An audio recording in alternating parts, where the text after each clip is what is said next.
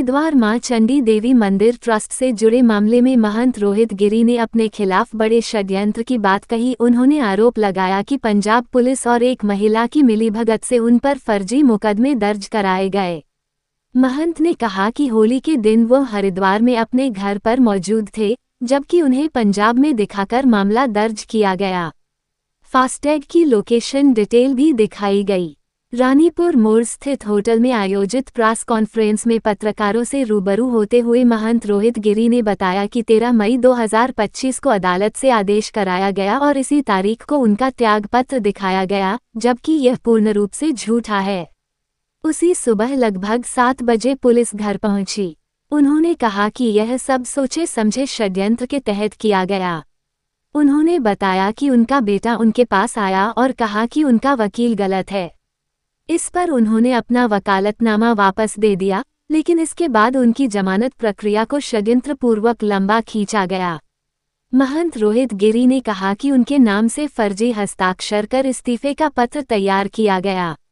उन्होंने इस पूरे मामले में अपनी पत्नी गीतांजलि, बेटे भवानी नंदन गिरी समेत कई लोगों पर षड्यंत्र में शामिल होने का आरोप लगाया। उन्होंने बताया कि वर्ष 2022 से उनका तलाक का मामला चल रहा है।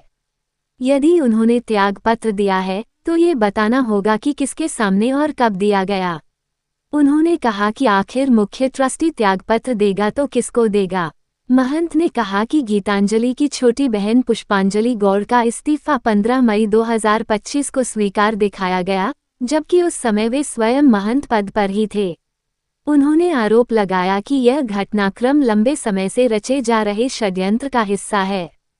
प्रेस कॉन्फ्रेंस में महंत रोहित गिरी ने दावा किया कि 18 वर्ष से कम आयु के व्यक्ति को ट्रस्टी नहीं बनाया जा सकता, इसके बावजूद नियमों की अनदेखी कर उसे ट्रस्ट में शामिल किया गया। उन्होंने एक महिला पर लगातार उनकी रेकी निगरानी करने का आरोप लगाते हुए कहा कि 14 अप्रैल को गढ़ी हुई घटना पर शिकायत दर्ज कराई गई और गीतांजलि को इस मामले में एकमात्र गवाह दिखाया गया। महंत ने कहा कि कथित घटना सेना कैंट क्षेत्र की बताई गई, जबकि ऐसे संवेदनशील क्षेत्रों में इस तरह की गतिविधि संभव नहीं। उन्होंने आरोप लगाया कि इस दौरान न केवल गाली गलौज और तोड़फोड़ की गई, बल्कि घर से पैसा भी ले जाया गया। पूरे मामले की निष्पक्ष जांच की मांग करते हुए उन्होंने कहा कि उन्हें न्याय की उम्मीद है और सच जल्द सामने आएगा। खबर हरिद्वार से सोनू कुमार। ये पूरा मामला हम लोगों ने प्रेस के सामने रखा है और इन लोगों के द्वारा जो है 13/5/2025 को एक फर्जी त्यागपत्र मेरा दिखाया गया कि मेरे द्वारा जो है एक त्यागपत्र दे दिया गया, जबकि ऐसा कोई भी त्यागपत्र मेरे द्वारा कभी भी नहीं दिया गया। ये सब पूर्ण रूप से फर्जी है। इस पे मेरे साइन भी नहीं है, मेरे हस्ताक्षर बिल्कुल भी नहीं है। इसके लिए मैंने फॉरेंसिक जांच साइंस की लैब की टेस्ट की जांच करवाई, जांच में भी ये फर्जी पाया गया।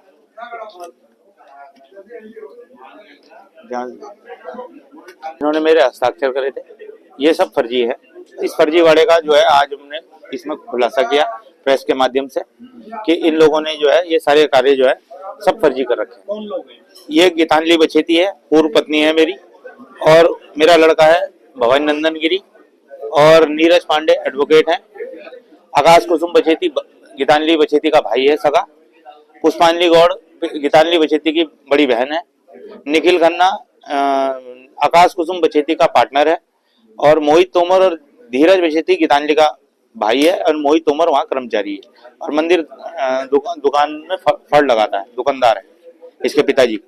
और ये लोग इस प्रकरण में हमने इन लोगों के द्वारा मेरे फर्जी त्यागपत्र को दिखा करके एक फर्जी सप्लीमेंट्री ट्रस्ट डीड रजिस्टर्ड करवाई गई ऋषिकेश कार्यालय में, जो कि बिल्कुल फर्जी रूप से तैयार कराई गई और फर्जी है। जिस कारण से, क्योंकि इसमें माननीय न्यायालय के द्वारा भी पूर्व में 20/3/2017 में भी ये बात कही गई थी, अंकित कही गई थी कि जो भी ये ट्रस्ट है, इस ट्रस्ट का रजिस्ट्रेशन हरिद्वार कार्यालय में कराया जाना चाहिए। इस कारण भी ये फर्जी है। और इन लोगों के द्वारा मेरे ऊपर एक फर्जी मुकदमा लिखवाया गया, एक मोनिका नाम की महिला के द्वारा पंजाब पुलिस में मुकदमा लिखवाया गया, जो कि ऑर्डर आता है 13/5/2025 को कि मेरी जो है गिरफ्तारी के एक ऑर्डर आए थे, और 14/5 को मैं जो हूँ सुबह सुबह 9 बजे पंजाब पुलिस मुझे गिरफ्तार करके भी ले गई, जो 4 स्टेट पार करके जो ये कोर्ट का आदेश आता है शाम को 5 बजे, और ये पुलिस जो है मुझे यहाँ से गिरफ्तार करके ले गई कि मैं जो हूँ 14/3 होली वाले दिन जो हूँ पंजाब में था। तब की होली के दिन जो हूँ मैं अपने घर में होली खेल रहा था। ये देखिए ये सारी फोटो है कि भाई मैं उस दिन अपने यहाँ था, बल्कि इसमें डेट भी है, तारीख भी है, 12:41। जब 12:41 1 बजे मैं यहाँ पे हूँ तो 2 बजे मैं पंजाब कैसे जाऊंगा? और ये मेरी फास्टैग की वो है कि भाई मैं उस दिन कहाँ था। गाड़ी मेरी कहीं गई ही नहीं, किसी टोल प्लाजा में पारी नहीं हुई, ठीक। और जब गई है तो ये इतने सारे टोल प्लाजा पड़ते हैं बीच रास्ते में, इनका कहीं कोई जिक्र नहीं। भाई गाड़ी से अगर मैं यहाँ से गया हूँ तो गाड़ी जब मैं लेकर गया हूँ तो टोल प्लाजा भी तो पड़े हैं रास्ते में, उनका तो कहीं कोई जिक्र नहीं है ना। अब तक इन्होंने गाड़ी मुहैया कराई हुआ अपने घर में होगा। आप लोग भी तो होली के दिन कहीं होंगे भाई। हर ये सबसे बड़े त्योहार होते हैं, दिवाली हो गई, होली हो गई, इसमें आदमी अपना घर छोड़ के थोड़ी ना जाता है कभी भी कहीं, कोई भी नहीं जाता, जो निश्चित सी बात है। और जो कि हमको वो तो है नहीं, अब मंदिर के जितना स्टाफ है 200-250 आदमी, और जो मंदिर के और जो लोग हैं जो नित्य प्रति जाने आने वाले लोग हैं वो लोग भी तो सब लोग। इस महिला को 2.5 लाख रुपए दिए गए कि भाई आप ये फर्जी कर दो, क्योंकि इसने कोई भी साक्ष्य वहां पर प्रस्तुत नहीं किया। आपको ये कैसे पता चला इस महिला को 2.5 लाख रुपए मिले? क्योंकि वहां पर इसने मांग करी 3 लाख रुपए की कि 2.5 लाख उसने दिए, 3 लाख तुम दे दो, हम कह देंगे हमारा कोई मतलब नहीं है। मैं इसमें लिख के दे देती हूँ कि जी कोई मामला नहीं बैठता। तो भी नियम है वो तो ट्रस्ट के माध्यम से ही होने। ट्रस्ट में इस्तीफे का क्लॉज ही नहीं है, ट्रस्ट में ट्रस्ट को भंग करने का क्लॉज दे रखा है। देना जरा, ट्रस्ट में ट्रस्ट डीड निकाल सकते नीचे, ट्रस्ट में ट्रस्ट डीड को भंग करने का अधिकार है मुख्य ट्रस्टी को, कि अगर इन फ्यूचर अगर उसे कभी ये ट्रस्ट भंग करनी पड़े या हटना ही पड़े तो इस ट्रस्ट को भंग किया जा सकता है या दूसरी ट्रस्ट को हस्तांतरित किया जा सकता है। ट्रस्ट डीड है, ट्रस्ट को हम हस्तांतरित नहीं, ट्रस्ट सीओ है, ट्रेजरी वाले हैं जो ट्रेजरी सरकारी, हाँ एडीएम साहब है इसमें, डीएम साहब है, एसएसपी साहब है, सीओ साहब है, थाना अध्यक्ष है, गीतांजलि है उसका भाई है, उसकी बहन है। डीएम साहब एसएसपी साहब तो मूल ट्रस्ट में है ना।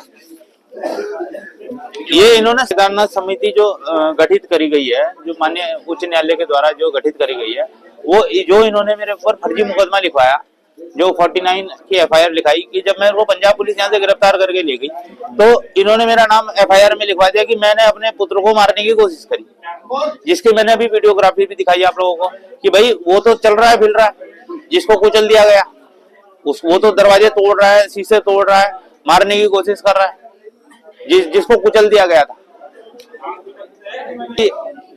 जो भी संपत्ति से रह जाएगी वह सरकारी अधिकारी व देनदारों अनुमोदन में यह समान उद्देश्य रखने वाली दूसरी ट्रस्ट को हस्तांतरित कर दी जाएगी। अगर मुझे बिल्कुल ही इसे हटाना ही पड़े या खत्म ही करना पड़े तो मैं इसको दूसरी ट्रस्ट को वो कर दूंगा। क्लॉज ही नहीं है। और मुख्य ट्रस्टी का क्लॉज क्या दे रखा है कि भैया यह कि इस ट्रस्ट का फाउंडर अपने जीवन काल तक इस ट्रस्ट का आजीवन फाउंडर बना रहेगा, जिसे मुख्य ट्रस्टी कहा जाएगा, जो आजीवन काल तक है, जो अपने जीवन काल तक है। तो जब जीवन काल है तब तक वो मुख्य ट्रस्टी भी रहेगा और फाउंडर तो है ही है, तो वो कैसे त्याग पत्र दे देगा? अगर मेरे त्याग पत्र देने से भी ये मेरा जीवन तोड़ना खत्म हो जाएगा, और जब मेरा जीवन रहेगा तो मुख्य ट्रस्टी बना ही रहूंगा। ये तो ट्रस्ट का क्लॉज है।